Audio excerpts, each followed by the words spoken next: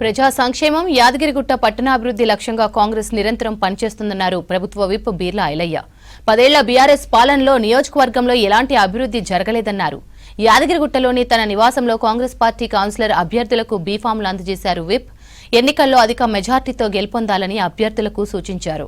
ప్రజలు కాంగ్రెస్ ను గెలిపించి పట్టణాభివృద్ధికి సహకరించాలని కోరారు.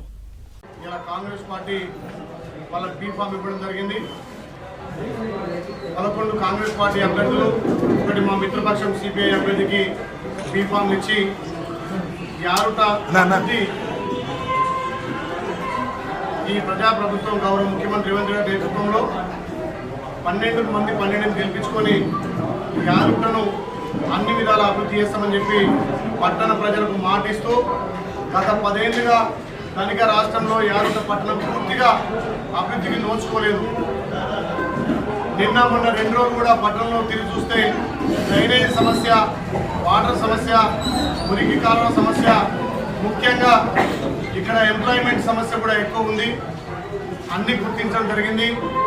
12 మంది భారీ మెజార్టీతో గెలిపించుకొని మా గౌరవ ముఖ్యమంత్రి రేవంత్ రెడ్డి గారికి కాంతో ఇచ్చి యారుట పట్టణానికి ఎక్కువ నిధులు తీసుకొచ్చి పట్టణాన్ని అభివృద్ధి చేస్తామని చెప్పి మాటిస్తూ ఈ యారుట పట్టణం మున్సిపాలిటీలో భారీ ఎత్తున నిధులు తీసుకొచ్చి అభివృద్ధి చేస్తామని చెప్పి మాట ఇస్తూ శ్రీ యాదగిరి లక్ష్మణస్వామి ఆశీస్సులతోటి 12 మంది భారీ మెజార్టీతో గెలవబోతున్నారు.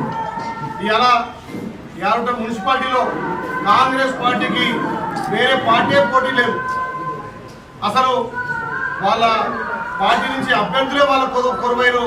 మరి అయ్యప్పని తీసుకొచ్చి ఏదో నామినేషన్ ఇచ్చి తప్ప వాళ్ళు చేసిన 10 ఏళ్ల విధ్వంసానికి పట్టణ ప్రజలు బీజేపీని బీఆర్ఎస్ 2 కూడా పక్కన పెట్టి విస్మరించడం వల్ల వాళ్ళకి అభ్యర్థి దొరకలేరు.